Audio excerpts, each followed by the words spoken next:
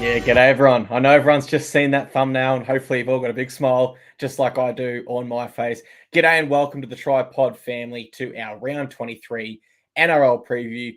We are down to 5 rounds remaining. And let me welcome in a man who was on a 5-winning streak for the best bets. Winnie, how are you going, mate? Yeah, great. Thanks, mate. I just want to say off the bat, I didn't make that cover image for the show. When I saw it, I said that's asking for trouble. But I want to tell people we do have a big pod in store for you. And that's off the back of a perfect round, 2-0 on best bets. Won the mixed matchup convincingly. We won yet another same game multi. That was 550 Knights upset win into Kalen Ponga, who scored the opening try. As you said, that's 5 best bets saluting in a row going back to round 21. And I've got 5 best bets, in fact. Do you want me to lead straight into them now? Mate, jump straight into our best bets. It's what everyone loves and it's what they're here for. All right, well, we don't make you guys wait too long, but I just want to preface this by saying this has to be a first ever for the TryPod. All 5 of my best bets are on favourites and all solid favourites at that. So let me race through them and you'll get the in-depth description later. So firstly, Warriors -8, $1.88 alt line, top sport. They are at the Gold Coast. They are full strength off a bye while the Titans played Sunday. Still no Tino. I'm doubtful they can get up. With the effort required to stay with the Warriors, I'm going Knights on Saturday, who play the Finns in Perth. The Finns gave it all in Rocky last week. They came up short. The Knights are one of the hottest teams in the league. I don't think the market fully understands how good Newcastle are going yet, even as these lines are increasing. I'm going to take it again. I think that Newcastle will turn it on in a Saturday afternoon showcase game and avenge their loss to the Finns earlier this year. Then I'm going Rabbitohs, who also play in Perth, the second of the doubleheader. They play the Sharks. 2 teams travelling in opposite directions. South's at full strength. Cobwebs are out, no excuses. Cronulla's reeling. Kennedy now out as well. I just don't see how the Sharks can hang with the Bunnies. Even if they fight tooth and nail, they could still lose by a couple tries or more. I'm going Eels on Sunday with their season on the line. Sorry, I don't know if I said that. The South Sydney Rabbitohs best bet is -11.5, and you can copy that from me on Dabble right now. That's $1.82 best price. The Knights was a -8, $1.80 alt line on Top Sport. Then Sunday, my 4th best bet is Parramatta to win both halves. $1.81 on Top Sport is the best price. As I said, do or die. You got Brown is back. DeBellin is out for the Dragons. I have no faith that St. George can stick with the Eels in this. And don't forget, points differential important this time of year. So I can see Parramatta going on with it, even if they're up big already at halftime. And then finally, Canberra. I've got -10.5 at $1.90 as my 5th and final best bet. Plus or minus is a lost cause for the Raiders. Theirs is too poor, but having not won a single game this year by more than 10, their time is now. West are missing 2 key forwards. I'll drop that graphic back on the screen just to help people find all these again. So you've got a weakened West. You've got Canberra having been embarrassed at home, kind of like Para was embarrassed last week. What an opportunity to remain at home and get to play last place on the ladder. So I'm tipping the Green Machine does it in style. So there you have it. 5 big best bets. And wait till you hear my mixed matchup. You're going to love that one as well if you like the sound of those. 5 best bets. I believe that's the most we've had this year. What's the TryPod record of most amount of best bets given out for mate, it was the Wild West years ago. We could have 40 or 50 in a week. We used to find that many. The bookies have cottoned on to so many of the edges that we've found over the years. That's just absolutely impossible now. But in modern times, this season, 5, have we had 6 in a round? It's 5 is right up there. And for them to all be laying the lumber as well is not like me. But people, you guys watching live, tell me which ones I'm wrong on. Yeah, very interesting picks. I like them. I think they all make sense. As I said, 5 in a row, looking to extend that. If we can get a perfect round here, we'd have 10 in a row. That would be absolutely insane. And we are live, so we want to hear your thoughts as we go through. Whether you're on Facebook or YouTube, we can't bring that up on the screen for others to see as well from different platforms. We will jump into our round preview in just a moment. But before we do so, we've actually got a very special clip. Now, the guy you're going to hear from here is a very, very smart individual. We're very lucky to have his time. So without further ado, when you've got that clip ready, let's play this clip right now. You know what? Of course, I don't have that clip ready, but let's play a clip from another smart individual that will still help set up the round, and I'll get the one that you were referring to. Let's hear some market insights. It's Tristan Merlahan here from Top Sport, and we had a week where a lot of the calculations and the finals structures that we might have thought were going to progress have flipped on their head with some upsets or some results that have caused a little bit of a change in strategy for the eight. Primarily the Titans, obviously upsetting the Cowboys when they were making their big run, and the Knights getting over the top of Canberra, which was a massive game with a lot of implications both sides. That was actually our worst result of the weekend, the Knights against Canberra. The Knights were absolutely backed off the map plus the start, so punters on the plus and then also on the head-to-head. The other game that we actually had a good result on was the Broncos against the Roosters, where there was a lot of support for the Roosters to keep it tight, and Brisbane obviously came out of the boxes and won very, very well, and probably could have won by even more. So that pretty much ended the Roosters' chances of making the finals. And then the other game, which was pretty costly later on in the weekend, was the Panthers against the Sharks, where Penrith just showed what a force they're going to be come the finals time, where 28-0, obviously, their defence was so good, and that one, the minus punters were always pretty comfortable in that game. Moving on to this weekend, we've got a few other games that are obviously very important for the finals. The Roosters Manly probably is the last chance for saloon for both of these sides. Penrith Storm is an absolute blockbuster. That's gone from 9.5 into 8.5. The overs have been backed in that game, which is a little bit interesting. And then the Queensland Derby, the Cowboys against the Broncos, that's going to be an absolute cracker. The Cowboys have been specced at the plus. We know the amount of games these guys have had over the last few years, how close they always be. The Cowboys hit a little road bump there last weekend. The Broncos have been absolutely flying. The biggest move of the weekend by far and away is the Eels against the Dragons. Obviously, Dylan Brown back. The Eels need to win to keep their chances of finals football alive, and probably improve their for and against as well, because that might be what it comes down to in about 4 or 5 weeks' time. Good luck if you're having a bet, and obviously gamble responsibly. Thanks. Great stuff there from show sponsor Tristan, the CEO of Top Sport. And time to hear from another very smart individual. Have we got that clip ready, Winnie, from the professor? Yeah, you flatter me, mate. I know the one you're talking about. I've been in the lab and I wanted to share this clip. You may have already seen doing the rounds on social media. And then I'll just talk a little bit more about it after we have a listen. So I spent way too long on this. My computer crashed about 4 times, but I've simulated the NRL season 1,000 times. You know how Doctor Strange did it in the Avengers, 14 million outcomes, kind of like that, but with me simulating NRL Premiership games. The ladder predictor tool's awesome and give you an idea of how it might play out, but the problem with that is it's all absolutes. You've either got to pick Brisbane to win or North Queensland to win, whereas what I did was plugged in the relative probability for every single remaining game, and then I played out the season 1,000 different times so I could see how many times a certain team finishes top of the ladder, top 4, top 8, and here are some of my interesting findings. Minor Premiership, I've got the Panthers taking it out 71% of the time. Final top 4 spot, most likely Melbourne, 62%. The Rabbitohs at 33% though, so $4 in the market, still good value. Top 8, Canberra 84%, North Queensland 71%, Knights 61%, Sharks only 36%, Eels 35%, Manly 22%. Sorry, it cut off there.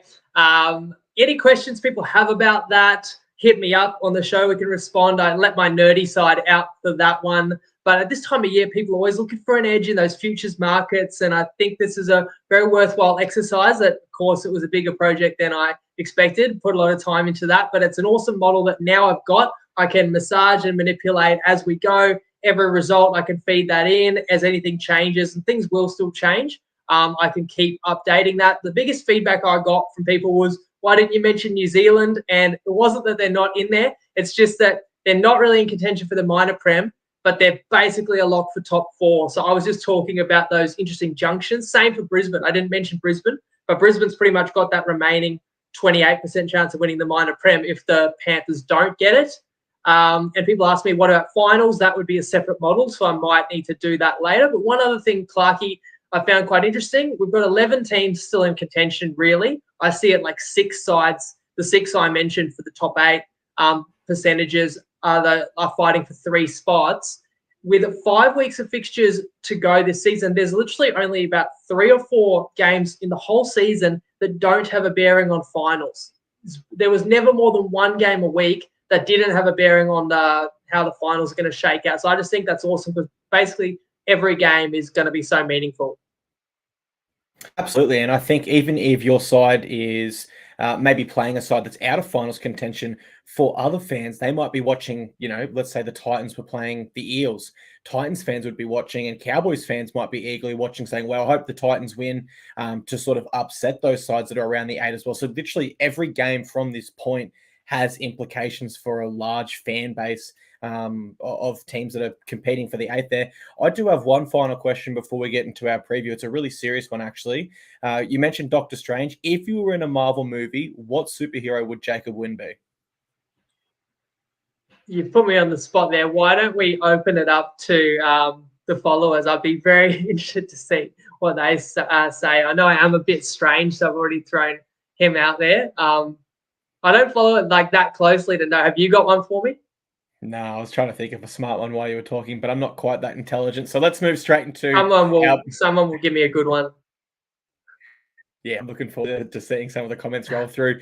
Thursday night, it's the Roosters v Sea Eagles at the SCG. The line is set at -4.5 now in the Roosters' favour. That has moved to us 3.5 earlier today. For the Roosters, Egan Butcher is out, so Suia Wong moves to starting back row, and Drew Hutchinson joins their bench. For Manly, Ben Trbojevic returns, Christian Tuipulotu is out, so Raymond Tuimalu Vega comes onto the wing there. Now, this really is about as do or die as it gets for both sides, you'd have to imagine. And I don't know which side that suits, so I'll go to you. Do you have a preference in this one? How about Gambit from X-Men, right? Gambit Isn't he a bit X-Men. of a punter at heart? Or Ant-Man? I'm not the biggest in stature, but I can see Professor X. I've got the same hairstyle as him, so maybe that's not a bad call either. You know what? Manly Roosters, now to get our teeth sucked into round 23.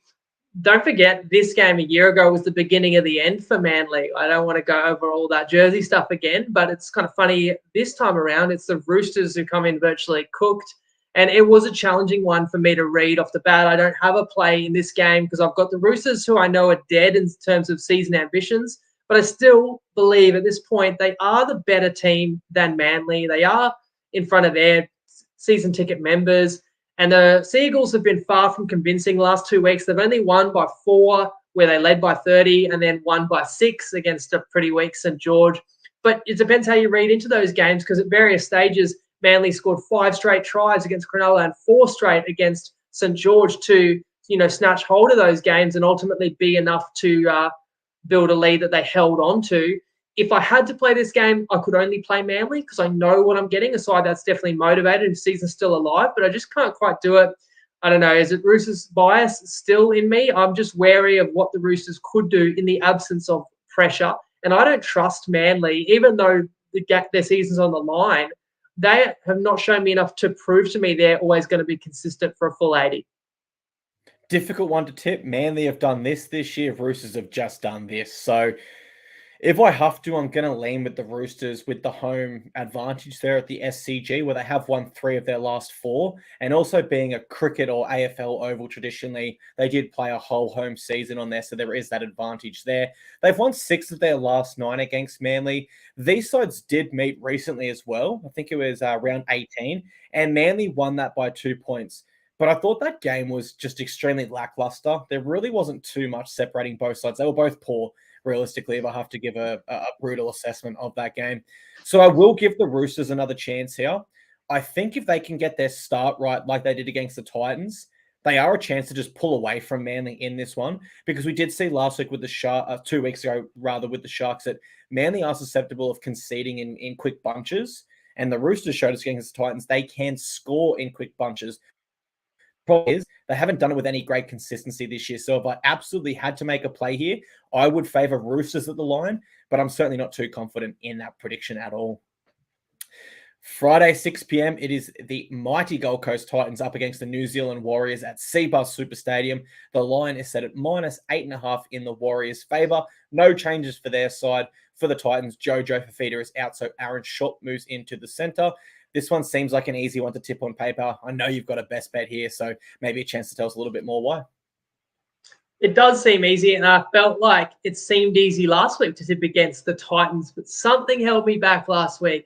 It's a funny feeling, and that ended up being right to stay off. There was more than met the eye on Sunday. And now I think maybe some people will stay away from the Titans thinking that they could pull the upset, but it's a very tall order to do it 2 weeks in a row. And they're the exact same magnitude underdog, 8.5 points. My best bet -8, a flat 8, $1.88 on Toppy. So note that if the Warriors win by 8, that's a scenario where we would get our money back, which is why I'm sacrificing the 7 cents there. And I discussed the main reasons why I really do like New Zealand in this one. Whereas I think the Cowboys were clearly below their best a week ago. We talked about Nane being out. Val Holmes gets a sin bin during the game. The Cows just looked out of sorts. However, the fact that the Titans have put up one of their best efforts of the season and accomplished that victory, I think removes an element of complacency for the Warriors, because they've just seen what the Titans were able to do. They can game plan basically how to stop the Titans doing it again. And I mentioned before, Tino's still out. That's a massive out. Don't dismiss it because the Titans have got a couple of big wins this year without Tino, that they don't miss him. The Warriors' arguably greatest strength is this force and relentlessness of the forward pack, and you really want Tino combating that. He's not going to be there. Another reason why I think this is such a tough matchup for the Gold Coast is that the Titans are the type of side that can strike an opponent that loses focus or that has a lapse. What New Zealand's really shown me this year is this high discipline football and high focus all the way through the 80 minutes. So I just could see them just taking the game away from the Titans and really frustrating them. There's players in here like Dave Fafita, Jaden Campbell, Brimson, who can make things happen, and I do fear. But again, 5 days later after upsetting the Cows, can you raise that effort again against a fresh opponent and be within 8 of the Warriors? I don't really see it, so I was pretty confident in that best bet. Warriors are always so tough to tip rather as a Titans fan, because they truly have been our bogey side over the years. There's been some truly strange runs where they've run for like 4 years in a row over us. We've done the same, etc., etc. I won't give an official tip, but I will give a confidence rating of 5.5 out of 10 for my Titans. I'm pretty much smack bang down the middle, but the optimism in me has a slightly over. I do think we're a side that plays well with confidence, and we have had some great performances this year, riding that wave of confidence. We've won our last 3 against the Warriors. That included a field goal win from Tanner Boyd over in New Zealand last year in the final regular season game. But I do think you have to respect the Warriors. They're full strength. They're coming off a bye where they are 1-1 this year, coming off buys. They haven't dropped too many games against bottom sides that they shouldn't have. The only 2 I could really pick out were probably the Roosters and Knights. At the time they met them this season, they probably should have got both of those wins. They have had somewhat of a favorable draw, and they have come up short in a lot of their tests against the quote-unquote elite side. So whilst I fully respect the Warriors, I think this game will be a lot closer than people expect. So I actually would play my Titans at the line and half. I don't know. I just have a gut feeling in this one that we're going to show up and we're going to play for something a little bit more, which is something you can't say we've done for every game this year. Because it's a gut feeling, would I back it with cash? Probably not. Just a tip. Our Friday night blockbuster does not get much bigger than this. It really doesn't. It's the Panthers v Storm at Bluebet Stadium in Penrith. The line is set at -8.5 in the Panthers' favour. For the Panthers, they will be without Tyrone Peachey, so Zach Hosking moves to centre. Isaac Tungo is named in reserves, though, and I suspect he would come into that centre spot. For the Storm, they welcome back Nelson Asafa Solomona at back row. This contest for me, Winnie, absolutely looms as game of the round. Do you look at either side with great confidence in this one? I mean, on paper, what a blockbuster we got Friday night. Then I kind of question, is any game involving Penrith at home a blockbuster when you can't really be sure if the opponent will get within 10 points of them? And that's the question we're going to answer here. The line's 8.5, 9.5. So do people think Melbourne can get within 10 of Panthers? I mean, if they play as well as last week, they were super impressive in that emphatic home victory over the Eels, and they do get Big Nelson back into the side. So there's confidence and there's ability there. The Panthers are close to full strength. We can't forget Lenyu's out, and Tungo, he is in the reserves, so that would be a big boost because he was in career best form before getting injured. I do give the Storm a chance in this one, and you guessed it, for the reasons why number 6, 7, and 9 on that team, but plus Eli Katoa came back last week. I thought Tepai Moeroa was really strong off the bench, and that's something you have to do. You know, the bench has to come on and not let up whatsoever if you're going to go toe-to-toe with the back-to-back premiers for the duration, especially when Cleary has the ball on a string the way he currently does. And we saw what Penrith did to the Storm without Cleary in Melbourne. And that was just a few weeks ago. And you could argue that Melbourne wants to make amends for that. I think they conceded 36 unanswered points at one point. But like Penrith hasn't forgotten that Melbourne won this corresponding fixture a year ago in Penrith as well. I've already heard Ivan reference that in his interviews. And when you're a team as good as Penrith, you know, if they're locked in, they can win by almost as many as they want. You just want to be sure they're motivated. And recently, they've been dialed in because Cleary's just gotten back, and I feel like it's re-energized the team. And in this game, you're at home against Melbourne, a side that beat you, and a side that's been a rival. So there's no real question that Penrith will come to play. And I'll say the same I said last week. I need a lot of good reasons if I want to back against a side like that. I don't have enough, so I'm going to stay away. Other than I will be cheering on Penrith because that would do a real solid for our South's top 4 bet. Yeah, absolutely. We want Panthers to win here, and I'm going to tip them as well. They've had 2 great weeks since Nathan Cleary's return, which I completely agree with you. It has completely re-energized their attack, their defense, but this looms as their first proper test with respect to their previous opponents. Look how poorly the Eels played last round. I thought they were really, really poor, and I think that might have been a contributing factor as to why the Melbourne Storm are able to bounce back and look so good. So whilst I fully respect the Storm's ability to go, we lost one to the Knights and we bounced back impressively against the Eels, Panthers are a different side, particularly in defense, where I don't think they're going to give them anywhere near as much as what that Eels side did. Panthers have won 4 of their last 6 against Storm, and one of those losses, which you referenced, was like razor close. I think it was a try saver on Viliami Kikau right at full time. It was something absolutely crazy. And that's since they lost the 2020 NRL Grand Final to them. They've also won their past 7 at home. I'm going to put out a bold prediction for this one. I reckon the Panthers hold the Storm to less than 3 tries to really send a premiership message to the competition. Sounds a little bit crazy given Storm are coming off a 46-point game, but that's my bold prediction for this one. At this stage of the year, though, we do know what Craig Bellamy brings to us, rather. So there is certainly merit in that plus 8.5 line as well if you are looking at the Storm in this one. I've got Panthers here. Not too sure as far as the line is concerned. My only bold prediction for this one is less than 3 tries for the Storm. And don't forget, every week we are cooking up a same-game multi thanks to Better. Our Better sign-up link is in the show description here live, and if you were listening as a podcast. And of course, if you do sign up, make sure you message the TryPod page on Facebook.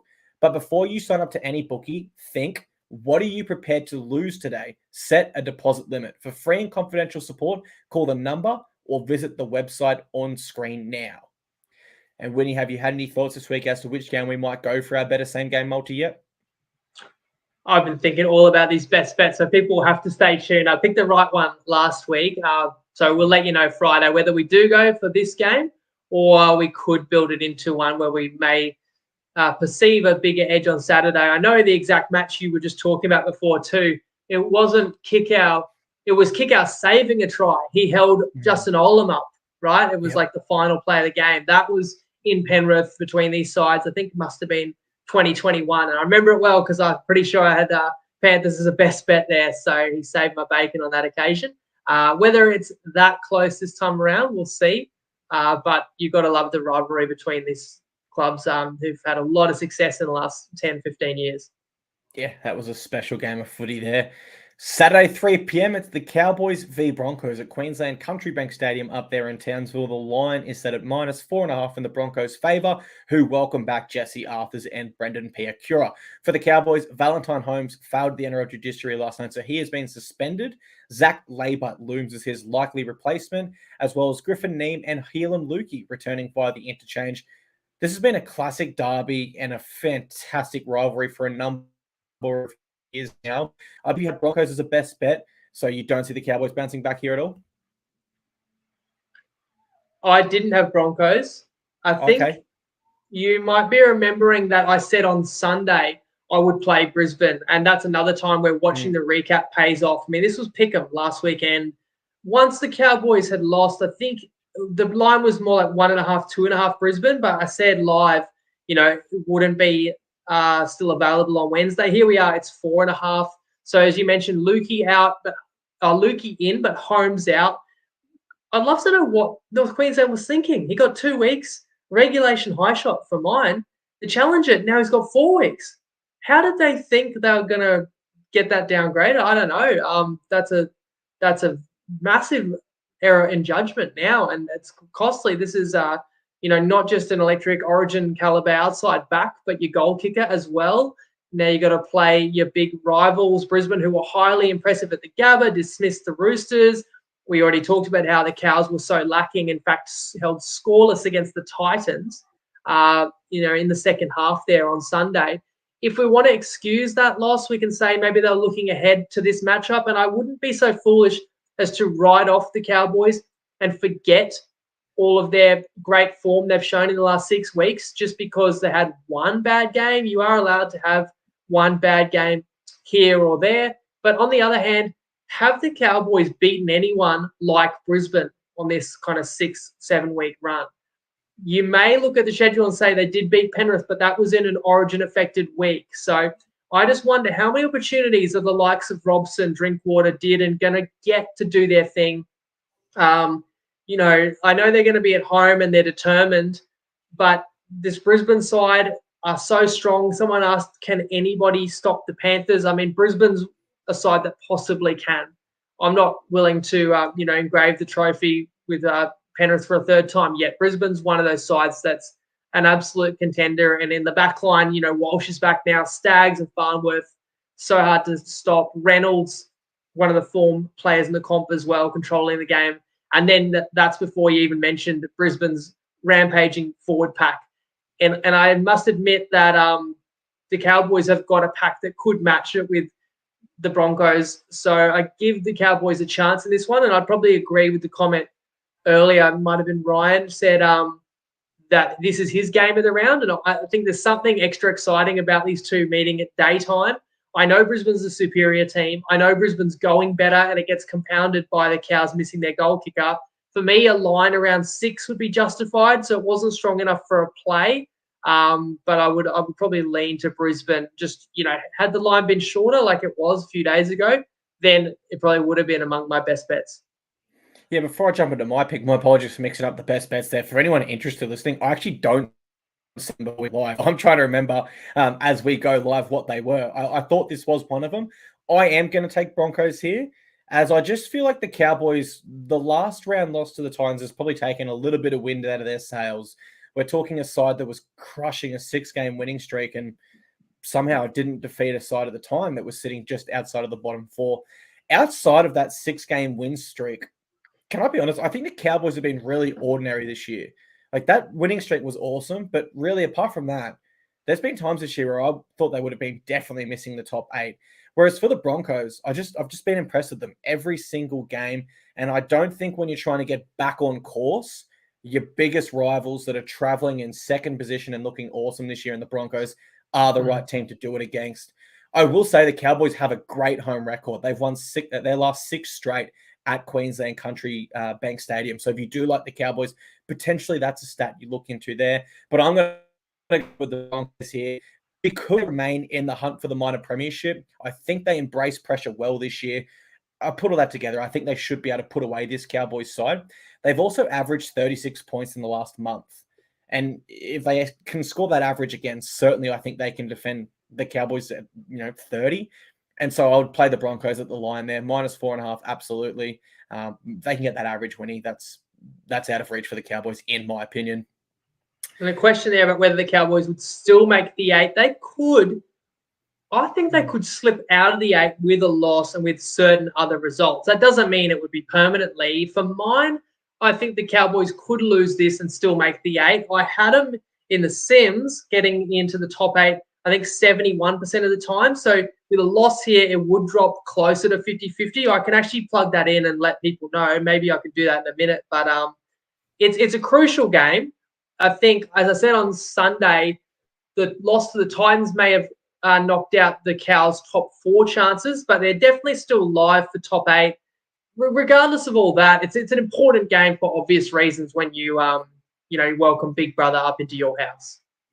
And just looking at the ladder now, Cowboys currently in 8th. If they were to lose this, Knights, Seagulls, and Eels could all leapfrog them with wins and knock them outside of the 8. But then, as Andrew just said, they do have the bye next week. So maybe Cowboys look at this win and go, you know what, let's get a big win against our rivals, go into the bye round. Really, really exciting game. And I agree with Ryan, this could be game of the round. Next game is a team you're very high on, the Newcastle Knights. It's Saturday, 5:30 p.m. They're up against the Dolphins at Optus Stadium in Perth, and the line is set at -9.5 in their favour. They have no changes to their lineup for the Dolphins. Cody Nicarima has a new position again. He's in the centres this time for Ewan Aiken, and Milford and SOS are their new halves. Knights are a really impressive run lately, and I've got this best bet right. You're confident they can replicate that in Perth? That's right. That's my second best bet. So -8, the alt line, $1.80 on Toppy. This is out far west. It's a slight shame that the double headers doesn't shape up to be as competitive as it might have been a few weeks ago. You've got a couple of these sides making the trek who I fear could be a little away from their best. And that would be the case with the Dolphins here. And it's not that I doubt Wayne getting his troops up for a special occasion, and you're bringing the game to Perth. It is a big occasion, but to get yourself up from the narrowest of defeats and play an opponent that owes you one, because people may have forgotten all the way back in round 3, the Dolphins got their first ever away win, beating the Newcastle in Newcastle, and Newcastle had the most horrible injury and suspension ward you've ever seen. Can the Dolphins replicate that outcome? I find it kind of hard to believe, because there's not much more I can tell pod followers about Newcastle that I haven't already said. They're flying, they're confident, they're motivated, and they're on a mission right now.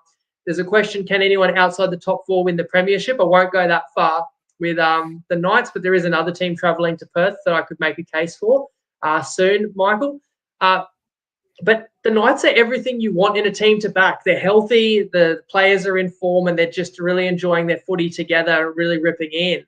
The only issue is that the market's catching up. But I think the fact that they were underdogs a week ago, I thought they'd win. You know, the market still didn't respect them. And Tristan said that people were smashing the Knights. So I think there's some maybe people listening to the pod, and maybe other people that are sharing that opinion that market underestimated them. And we've got a single-digit line here. So I think we just keep going back to that well. It's 5:30 kickoff Eastern Seaboard time, but it's 3:30 local. So it's like an afternoon game, and I've got a side whose outside backs are slick as, led by the freshman, KP, serving it up. I could see them basically laying on more of the same, which, they handed out capital punishment last week in Canberra. They could do the same to the Finns, I'm sorry to say. So that's why I laid the points for my best bet.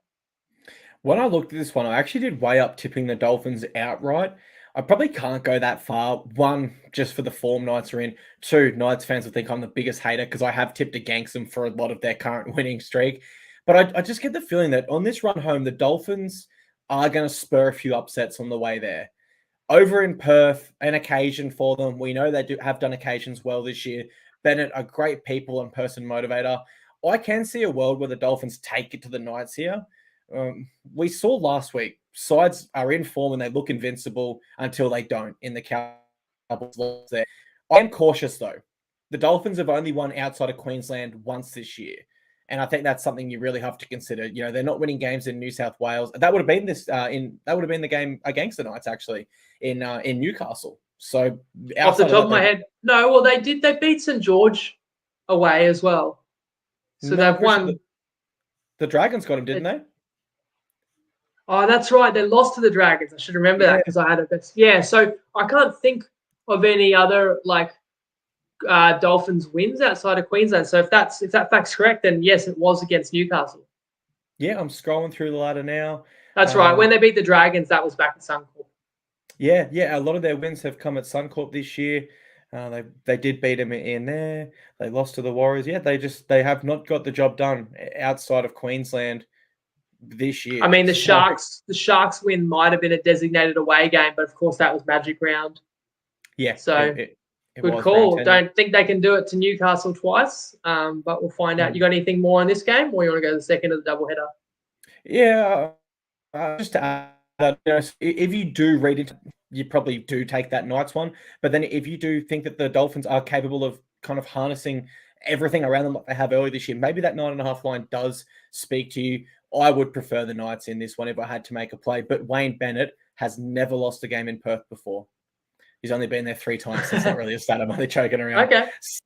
Still something. Saturday, He should coach the new Perth franchise then. Yeah, See if he can could you keep that imagine one that? going. The big billboard. Our coach has never lost in this state. And then just the fine print down the bottom. He's only been here 3 times. Wouldn't that be a blast? Saturday, 7:30 p.m. It's the Rabbitohs v Sharks doubleheader, also at the same stadium. The line is set at minus 12.5 in the Bunnies' favour. They have Burgess and Cheekham returning for them. However, Hame Sally and Jacob Host are out. For the Sharks, this is, in my opinion, one of the biggest losses they could possibly have right now. It's Will Kennedy. He's out with a hamstring injury. So Connor Tracy moves to fullback. And I think Will Kennedy is so underrated to this side. I know you're confident the Bunnies finish strong this year. I know you're tipping him here. I know you've got a best bet here, and I absolutely echo it. But let's go to you for your thoughts on this one. That's right. There was only one side I could really contemplate. You're coming through a little broken up. I don't know if there's anything you can do on the fly with checking your, I don't know if the neighbor's Wi-Fi, ask them to boost it if possible. But anyway, we'll make do best we can. And that's right. There was only one side. Like I was thinking I'm either on the Bunnies or I'm leaving it because, as I said, on the top, 2 sides going in complete opposite directions. And look, the Bunnies scored us a best bet win last week covering the first half, although they didn't actually carry it on for the full game. But this week, I have plenty of reasons to believe that they'll build on that performance. That win pulled South Sydney to the top 8. So right there, it should be impossible for Cronulla to win this game because it's against the top 8 side. That's what some people might believe. I actually said on the recap, Cronulla were very brave. I know they lost by 28 points and had no attack, but conceding only 28, if you saw that game against Penrith and the circumstances, was pretty tough.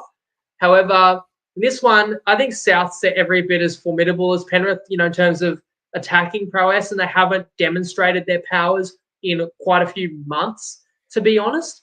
You might question, is there a fatigue factor for the Rabbitohs? I'm thinking back, Sunshine Coast, Tamworth, now Perth, but I think when so many of your key players have had a few weeks out, they're still relatively fresh. If anything, I could argue that this Rabbitohs side will be relishing the kind of road tripping together, knowing what they're capable of.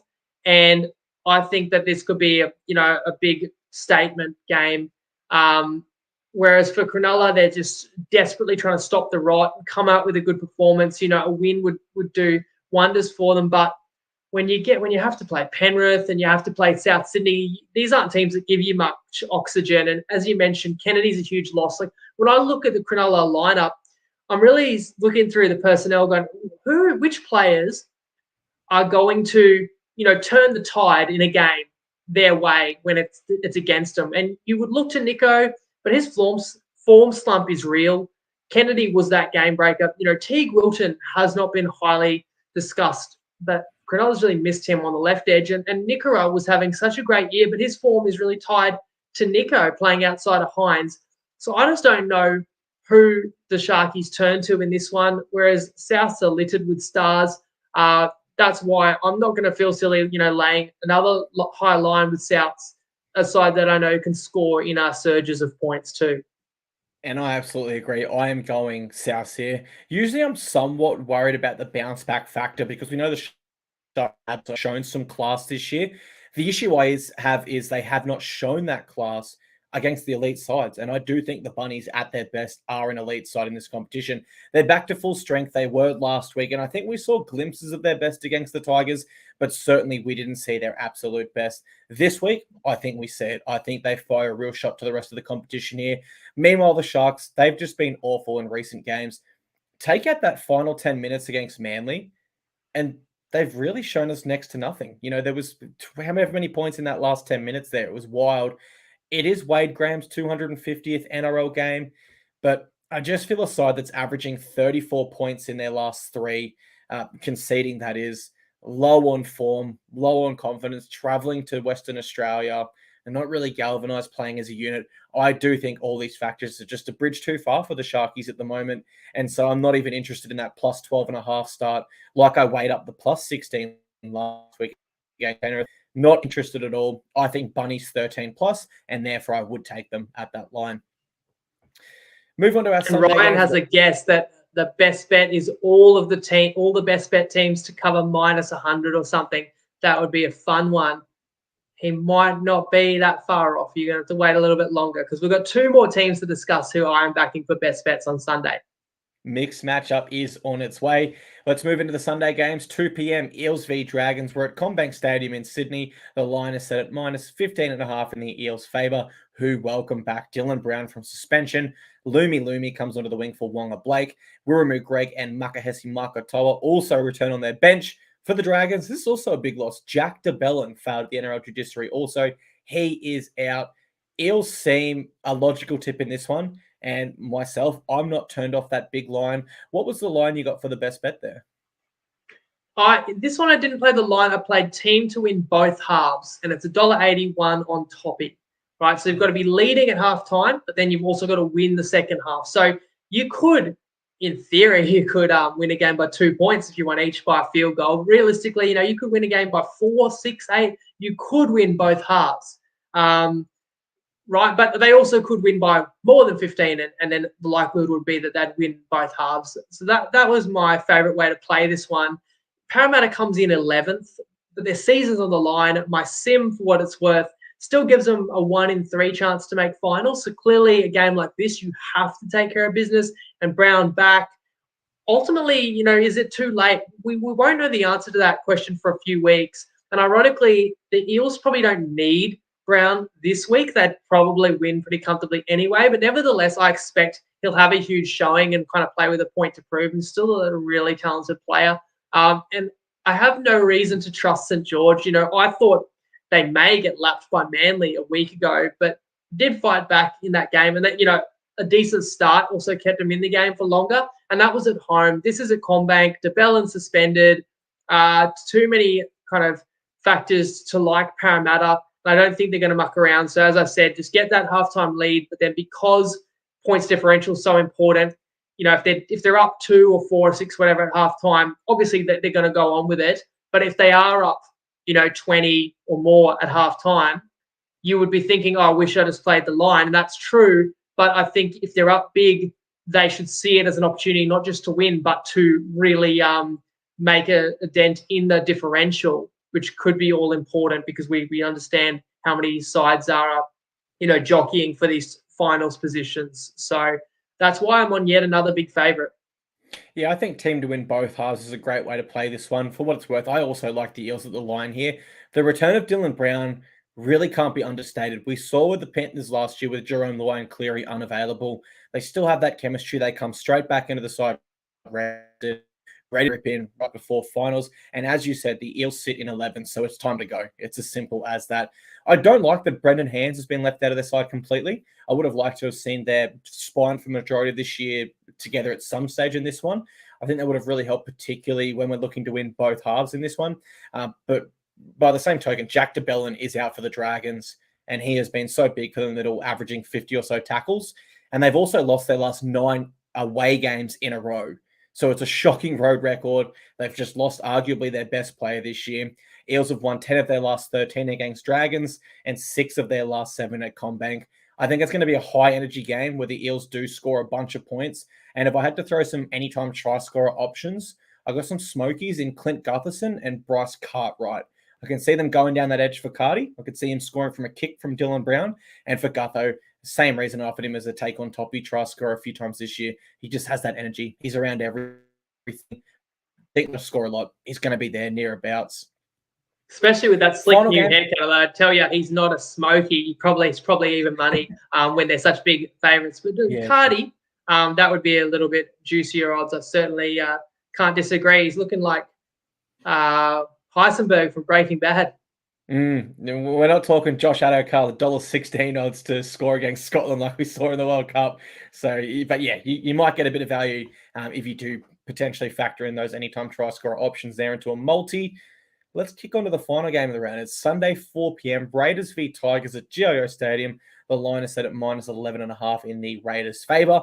Jordan Rapiner moves to fullback for them. Sebastian Chris to center, Kotrick on the wing, and Trevelyan is back for his first game since spraining his ACL. Great story there. Tom Starling drops out for him.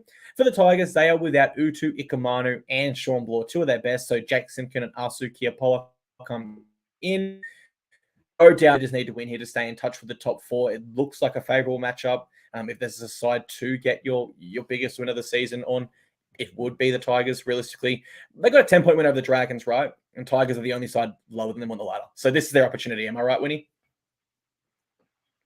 Yeah, I definitely believe so. And Zane takes the words out of my mouth. I was going to say this. This is for people in tipping comps. Often there's the joker where you can kind of double points. The best rounds to play that is where you've got the most sure things, or there's no sure things in this competition, but the most high likelihood tips. And I am tipping all 8 favourites this round for what it's worth. And not only that, I'm tipping a lot of these favourites with a high degree of confidence and to win big. So if you've got one up your sleeve, you're crazy kind of not to play it this week. I think you can bank a lot of points in your tipping comp. I've got the mixed matchup still to share, but in this particular game, again, it's the 5th of 5 big favourites who I am backing. Similarly to last game, it's a tried and tested rule of a good team off a bad performance. And that's what I have in Canberra, who some might argue. I haven't seen many people arguing with many of my best bets tonight. A lot of agreement that a lot of these sides might win big, which isn't always comforting. I like to see a bit of resistance because it's never that easy to win. I never would suggest it is. But hey, we've got a sharp following, so maybe just plenty of other sharp minds thinking the same.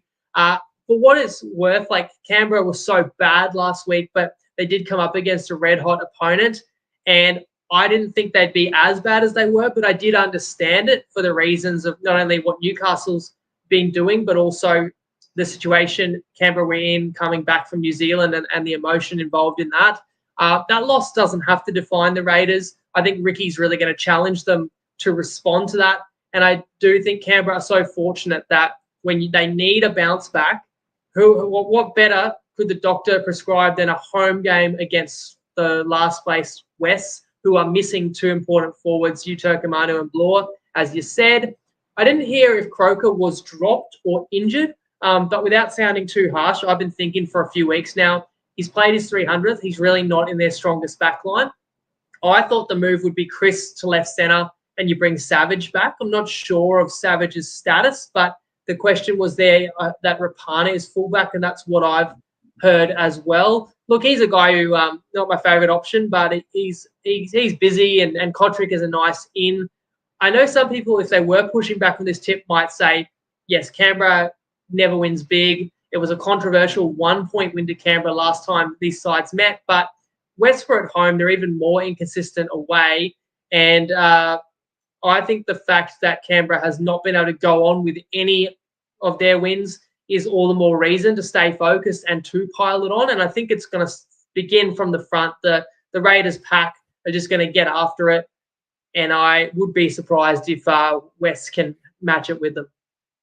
Nothing for Jared Croker on the NRL casualty ward. Nothing for Savage either, but I did do a Google search. Hamstring injury in New South Wales Cup expected to return round 26. So unfortunately, he okay. So maybe that would have been the go. But yeah, so it sounds like Croker's just kind of dropped on form. I mean, one of the reasons you pick him is to kick goals, but if he could kick goals, might have beat New Zealand a couple of weeks ago. Yeah, spot on. That was the first thing my mind went to as well. No doubt the Raiders win this one for me. I'm very confident they win. But I actually am attracted to that Tigers line there, plus 11.5. And I'm not sure how high you can get it anywhere, but the Raiders have just not won a game by more than 10 this whole season. And when they did, it was against a Dragons side. I have to feel at this stage of the season, with nothing left to play for, that the Tigers, nothing left but pride in your jersey and for your fan base, right? That the Tigers have to show up here and show something. No doubt it gets harder without Bloor and Utu Ikamanu, but I just get the feeling here that if the least the Tigers can show up and try hard, they have played nice in patches this year, and Raiders have really shown a lapse in concentration in some patches this year. Notably, that Dragons game I just referenced, where they really let the Dragons back into the game. And so you put those two together, I think that line there for the Tigers rather is somewhat attractive, but the stats show us here that the Raiders have won their last 6 in a row against the Tigers, and the Tigers have not won in Canberra since 2018, over 5 years. But yeah, Winnie, gut feeling, Tigers, they can score in patches. Raiders, they can concede in patches. I could see a world there where the Tigers do put up a fight and get that plus 11.5 line. I can see you typing out a mega mixed matchup. Is that ready to go?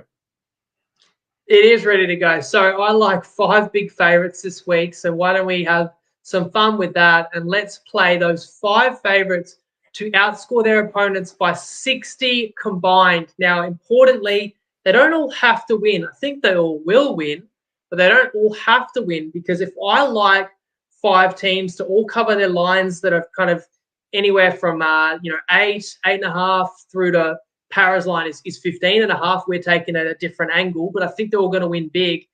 I'd love to go 5-0 this round. Clearly, you get much bigger odds if you multi all 5 best bets, but you don't need that to occur. Maybe just 1 or 2 of them win by 30 or 40 and, cover the 60 on their own. And the others can play tighter, or there could be an upset in there. There's results every week that surprise us. So, again, just because I'm on a winning streak doesn't mean I'm sure everything's going to come through. But I like the approach here because I think there's real potential for blowouts in all of those 5 games. And who knows? We could get into the Canberra game and they might still need to win by 20 or 30 to win our bet, but they'd be capable of that. But we also might already be 30 or 40 in front by the time Sunday already rolls around. So there's massive variance in this, but I think it's a better than odds-on chance of happening. So $2.15, you can have up to 200 on that. And if you still need a Toppy account, we haven't convinced you yet, maybe this is the week you want to get involved if you like the sound of some of those big favourites. We've done well when we've come up with creative combos like this before. The code is TP Live if you need a Toppy account. And just to be clear, if our teams were to go 60 plus early, we'd still need to wait until that final game because a loss could drag that total back down. Am I right in that? Yes, it's combined margin. That's right. Absolutely. Final question for you before we let you get out of here. Are the best bets each week in order of preference? Like, is your first one which one you're most keen on, or is it in no particular order? No, they're kind of like my children. I don't have any real favorites. People always ask me, what's your favorite best bet, which is code for like, which one should I really load up on? And I never say that. I say, look, if you watch the pod, if you listen, you might hear it in my voice, like which ones I'm really bullish on. You might hear me share more and stronger reasons for certain bets, and that might be the case. But actually, the order I share the best bets is chronological order as much as I possibly can to make it clear for people to find and for people to follow them. I like it. I like Ryan's comment saying he's in line to be the next mixed matchup maker. Ryan, I'll be reaching out. Yeah. 100 to 1, that would be some crazy odds, but that actually could possibly occur too. And stay tuned, Ryan. I'll be reaching out after this with the contract. Jeff, you won't be getting a contract, mate. Only messing. That's all we've got time for tonight, guys. So from myself, thank you very much for being here with us. Best of luck with all your bets this weekend, and we'll see you Sunday around 6:30 p.m. to recap everything. Over to you, Winnie, to say goodbye. Yeah, I couldn't possibly pick my favorite admin. That would be like picking my favorite dad. Too many podfathers to choose from. Love them all. Appreciate everything everyone does to make this show possible. Hopefully, followers appreciated a big episode that we promised, but most importantly, I hope it delivers now. The tips are cast out there, and we hope that this form can continue through, this really exciting stretch of the season. So enjoy the rest of your week, guys. Enjoy the round. Best of luck when you're punting. Always do it responsibly. And we will see you Sunday to recap it all. Join my main man here, Clarkey, and can't wait to unpack it all with you on Sunday, mate. So I hope you have a good week until then too. Do it with me this week. Give me a Lego.